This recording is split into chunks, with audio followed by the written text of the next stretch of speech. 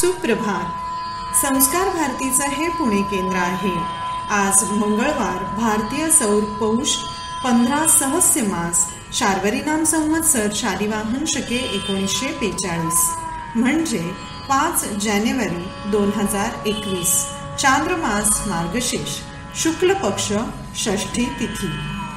आजचा विचार: समाधान हीच खरी संपत्ती आहे. यानंतर ऐकूया चिंतन. सादरकर्त्या अश्विनी कुलकर्णी. असलेल्या गोष्टीत रमता आलं की नसलेल्या गोष्टीची हुरहुर लागत नाही. नमस्कार. प्राचीन भारतातील ज्ञान भांडार आणि शिक्षण पद्धती, विद्यापीठ यांच्याबद्दल माहिती घेण्याची आपल्याला उत्सुकता असते. त्या अंतर्गत आज आपण माहिती घेऊया नालंदा या विद्यापीठाची. बिहारमध्ये पाटणा शहरापासून जवळच नालंदा जिल्ह्यामध्ये बिहार शरीफ हे गाव आहे. या परिसरात नालंदाचे प्राचीन अवशेष सापडलेले आहेत. भगवान तथागतांनी स्वतः पवरिका या जवळच्याच आमराईमध्ये भाषणं दिली अशी श्रद्धा आहे. मोगलायन सारीपुत्त हे गौतम बुद्धांचे प्रिय शिष्य. त्यापैकी सारीपुत्त इथे जन्मला होता. त्याचं निर्वाणही इथेच झालं. सारीपुत्त म्हणजे श्रीपुत्र. याच्या चैत्याजवळ सम्राट अशोकांनी भव्य मंदिर उभारलं. फा हियान या चीनी विद्यार्थ्यांनी इथे भेट दिली. त्याने लिहून ठेवलं आहे, सारीपुत्ताच्या परिनिर्वाण स्थानी नालो इथे मी भेट दिली.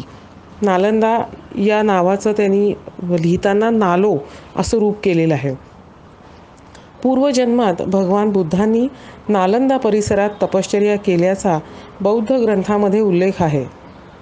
सारीपुत्तांनी याच कारणाने नालंदामध्ये 8,000 शिष्यांसह वास्तव्य केलं होतं. जैन धर्मियांसाठी सुद्धा नालंदा अत्यंत आदरणीय स्थान आहे. जैन धर्माचे 24वे तीर्थंकर भगवान महावीर 14 पावसाळे नालंदामध्ये वास्तव्यासाठी आले होते. नेमक्या याच गोष्टी महान बौद्ध आचार्य नागार्जुन यांनी ओळखल्या. आपला शिष्य आर्यदेव याला त्यांनी नालंदा गावामध्ये विहार स्थापन करण्याची आज्ञा दिली. इसवी पूर्व 300 मध्ये नालंदा शहराचा कायापालट झाला. सर्वसाधारण गावाचं रूपच पालटलं. मोठमोठे बौद्ध विहार आणि स्तूप इथे बांधले गेले. सुरुवातीला फक्त बौद्ध तत्त्वज्ञान आणि साधना पद्धतीचा अभ्यास इथे होत असे. पण काळाच्या ओघात पसारा वाढत गेला. इसवी सन 5व्या शतकामध्ये नालंदाची खूपच भरभराट झाली होती. 4थ्या शतकात गुप्त राजघराण्याच्या राजांनी नालंदासाठी भरघोस मदत दिली. चीनी विद्यार्थी फा हियान इसवी सन 500च्या उत्तरार्धात नालंदामध्ये शिकायला आला. त्याने आपले अनुभव, शिक्षण नोंदवून ठेवलं आहे. सगळी त्याची निरीक्षणं आपल्याला वाचता येतात. इसवी सन 700च्या आसपास युआन च्वांग म्हणजेच युएन संग इथे आला होता. कोरियाचा प्रज्ञावर्मन हा सुद्धा याच दरम्यान नालंदामध्ये शिकण्यासाठी आला. गुप्त घराण्याच्या राजांनी नालंदामध्ये अनेक विशाल प्रासाद बांधले. शक्रादित्य गुप्त यांनी नालंदातल्या काही मंदिरांचं पुनरुज्जीवन केलं असंही आपल्याला शिलालेखांमध्ये लिहिलेलं सापडतं. संघाराम बांधले. हाच कुमारगुप्त पहिला.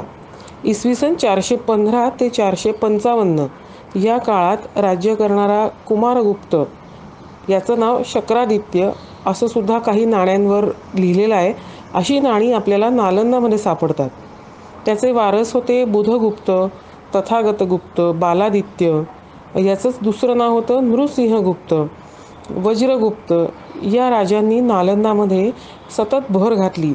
नवीन नवीन बांधकामं केली. एक विहार इंडोनेशियाच्या शैलेंद्र घराण्याने बांधल्याचा शिलालेखात उल्लेख आहे. परदेशी विद्यार्थ्यांच्या प्रवास वर्णनांमुळे नालंदाबद्दल आपल्याला विस्तृत माहिती मिळते. तिबेट, चीन, कोरिया, मध्य आशियातल्या काही देशांमधून विद्यार्थी इथे शिकायला येत असत. अशा या नालंदा विद्यापीठाचा परिसर फार प्रशस्त होता. मुख्य इमारतीमध्ये मोठमोठी 7 दालनं होती. त्यांच्या भोवताली 300 प्रासाद होते. बौद्ध विहाराच्या पवित्र सानिध्यात विद्यापीठ होतं. अनेक विस्तृत बागा, उद्यानं खास तयार करून हा सगळा परिसर सुशोभित केला होता. वेगवेगळ्या प्रकारची झाडं, वेली, जलाशय, कृत्रिम झरे तयार केलेले होते, ओहोळ काढलेले होते, पुष्करणी होत्या, जलाशयांमध्ये कमळं होती, असंख्य रंगांची, असंख्य प्रकारची फुलं यांनी सगळा हा परिसर अत्यंत सुंदर तयार केलेला होता. उंच उंच प्रासादांच्या मनोऱ्यांवरून कित्येक मैलांचा परिसर आपल्याला दिसत असे. त्यातल्या या सगळ्या इमारतींमध्ये आतल्या बाजूला जे खांब होते त्यांच्यावर सुद्धा आकर्षक असं कोरीव काम केलेलं होतं. भिंतींवर चित्र होती, सुंदर रेखीव मूर्ती होत्या, आसनं आणि दारांवरच्या कमानी या सगळ्यांचे असंख्य भग्न अवशेष आपल्याला उत्खननांमध्ये सापडलेले आहेत. विद्यार्थ्यांच्या वसतिगृहाच्या 2 आणि 3 मजली अशा एकूण 13 इमारती होत्या. एकूण खोल्या होत्या 4000. झोपण्यासाठी प्रत्येक खोलीमध्ये 1 किंवा 2 ओटे केलेले होते आणि दिवा ठेवण्यासाठी भिंतीमध्ये कोनाडे होते. या खोल्यांचं दरवर्षी नव्याने वितरण होई. अभ्यासासाठी 1000 मोठाली दालनं होती. एका वेळी नालंदामध्ये 10,000 विद्यार्थी शिक्षण घेत असत. त्या सर्वांची राहण्याची सोय, अन्न, कपडे, औषध पाणी आणि शिक्षण पूर्णपणे मोफत दिलं जाई. हा सगळा खर्च, शिवाय शिक्षकांचं वेतन आणि विद्यापीठाचं सगळं प्रशासन, त्याची सगळी देखभाल, हा सगळा खर्च समकालीन राजघराण्यांनी उचललेला होता. भारताप्रमाणेच संपूर्ण आशिया खंडातून विद्यार्थी उच्च शिक्षण घेण्यासाठी नालंदामध्ये येत असत. पण जो येईल त्याला प्रवेश अशी पद्धत नव्हती. प्रत्येकाला कठीण अशा प्रवेश परीक्षेला सामोरं जावं लागायचं. प्रवेश परीक्षा म्हणजे अर्थातच एंट्रन्स एक्झाम. वेगवेगळ्या विषयांच्या प्रश्नांना तोंडी उत्तरं द्यावी लागायची. या प्रवेश परीक्षा निरनिराळ्या विषयांचे विद्वान लोक घेत असत. त्यांची खास नेमणूक या कामासाठी केली जायची आणि त्यांना द्वारपंडित असं म्हणायचे. विद्यापीठाच्या परंपरेत बसतील असे गुणवंत विद्यार्थी ते निवडत असत. अपात्र विद्यार्थ्याला कोणत्याही सबबीवर प्रवेश मिळत नसे. ह्युएन संग म्हणजेच युआन च्वांग प्रथम या द्वार परीक्षेत अनुत्तीर्ण झाला होता. पण नापास झाला म्हणून तो काही चीनला परत गेला नाही. तो भारतभर फिरला, वेगवेगळ्या प्रकारची माहिती मिळवली. त्यांनी लिहिलेली ही सगळी माहिती आपल्याला आजही उपयोगी पडते. पुढच्या वर्षी पुन्हा नालंदाच्या परीक्षेमध्ये तो उभा राहिला आणि उत्तीर्ण झाला. अनेक जण निराश होऊन परत जात असत.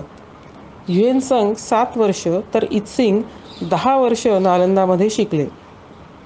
इथल्या शिक्षण पद्धती आणि गुरूंबद्दल त्यांनी आदराने लिहिलं आहे. इथले शिक्षक अत्यंत कडक शिस्तीचे आणि चारित्र्यसंपन्न विद्वान होते.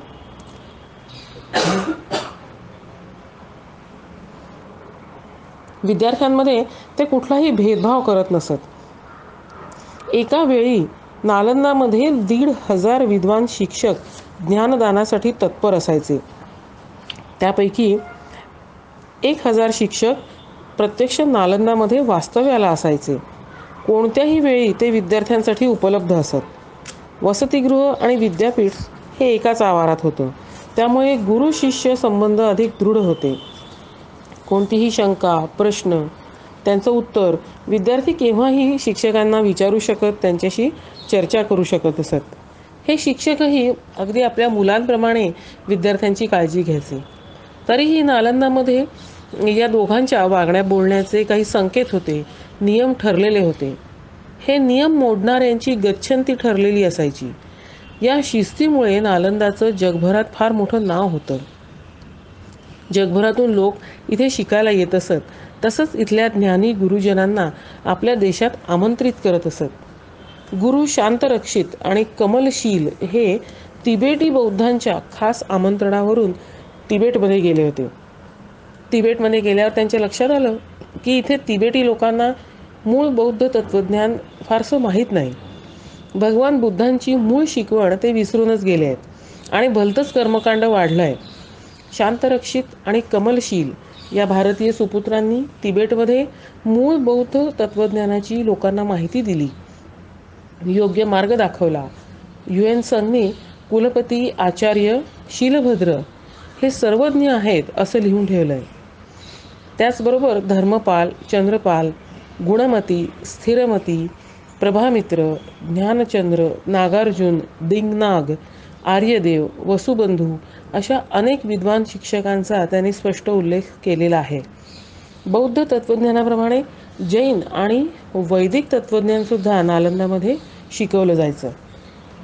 याचबरोबर व्याकरण, साहित्य, तर्कशास्त्र, योगविद्या, चित्रकला, शिल्पकला, राज्यशास्त्र, गणित, वैद्यकशास्त्र आहे, ज्योतिष असे असंख्य विषय नालंदामध्ये शिकवले जायचे. विशेष म्हणजे अशा ह्या सगळ्या विषयांचा अभ्यास विद्यार्थ्यांनी मातृभाषेतनं करावा यासाठी संस्कृत, प्राकृत आणि इतरही काही भाषांमधनं हे विषय शिकवले जात असत असं स्पष्ट आपल्याला लिहिलेलं आढळून आलेलं आहे.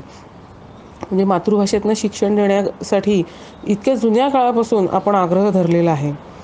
विषय निवडण्याचं स्वातंत्र्य विद्यार्थ्यांना होतं. रोज वेगवेगळ्या विषयांवर 100 व्याख्यानं होत असत.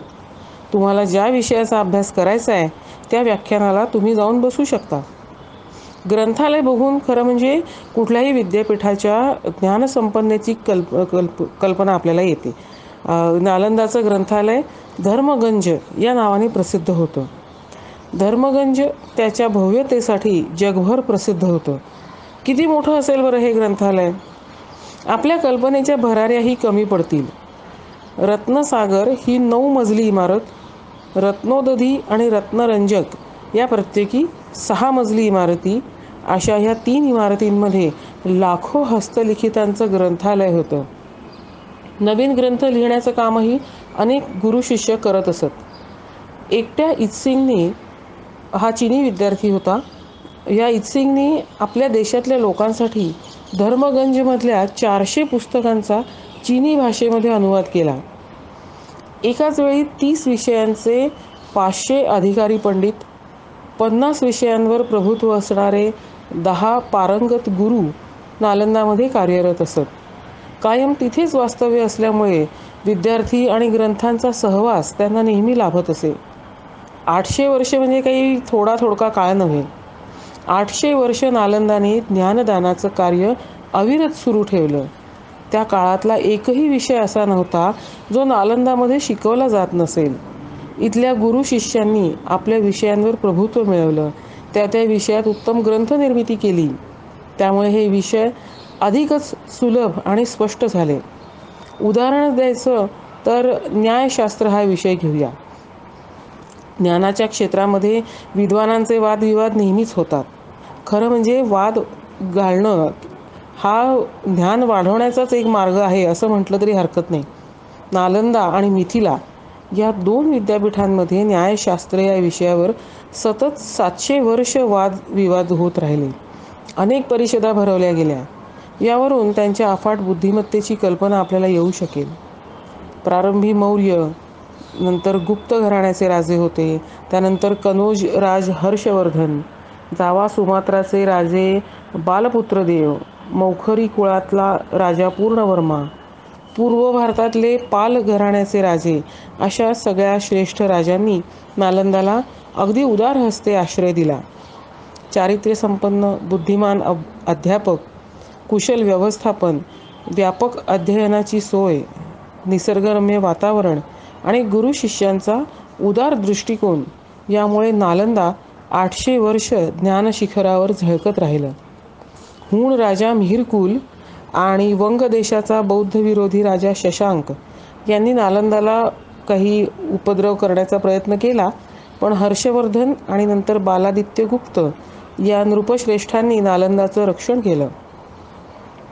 इसवी सन 800च्या सुमारास नालंदाच्या काही आचार्यांनी स्वतः पुढाकार घेऊन जवळच विक्रमशिला या विद्यापीठाची स्थापना केली. तरीही नालंदाचा दबदबा मात्र कायमच होता. अनेक वर्ष ज्ञानदानाचं कार्य करणाऱ्या दीपस्तंभाप्रमाणे अखंड उभ्या असलेल्या या नालंदावर 13व्या शतकात मात्र मोठं संकट आलं. बख्त्यार खिलजी नावाचा हा झंझावात असा काही आला की त्यामुळे नालंदा नेस्तनाबूत झालं.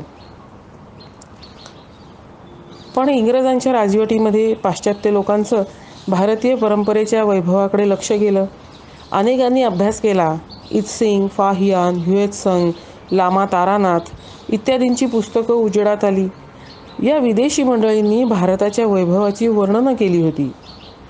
ती वाचून ती सगळ्यांना अतिशय खोटी आणि अतिशयोक्तीपूर्ण वाटत होती. पण कनिंगहॅम यांच्या नेतृत्वाखाली नालंदाचा शोध घेतला गेला. उत्खनन सुरू झालं. मग हाती आले हे ज्ञानमंदिराचे प्रचंड भग्न अवशेष. महाकाय विहार, अनेक स्तूप, सुंदर शिलामूर्ती, धातूंच्या मूर्ती, अनेक नाणी, ताम्रपट, शिलालेख, खापराच्या रोजच्या वापरातल्या वस्तू, अनेक मौल्यवान वस्तू, असंख्य गोष्टी सापडल्या. बडगावच्या उत्खननात विहार आणि स्तूपांच्या समांतर रांगाच रांगा आपल्याला सापडल्या आहेत. बाचक्या विटा आणि उत्तम प्रतीचा चुना वापरून स्तूप, विहार आणि इतर इमारती उभारल्या होत्या. विशेष म्हणजे चुन्याची झिलई, ती चमक अगदी आजही ताजी चकचकीत दिसते. मुख्य स्तूप अत्यंत भव्य आणि उत्तुंग आहे. त्याची बांधणी एखाद्या किल्ल्यासारखी आहे. या स्तूपाच्या माथ्यावरून अनेक मैलांवरचा प्रदेश दिसतो. भग्न विहारांमध्ये पत्थरघट्टी मंदिर आहे. सगळेजण आज याच नावाने त्या विहाराला ओळखतात. त्याच्यामध्ये 211 लहान मोठे शिल्पपट्ट किंवा स्तंभ आहेत. उत्तम कलाकुसरीचे ते आदर्श ठरतील.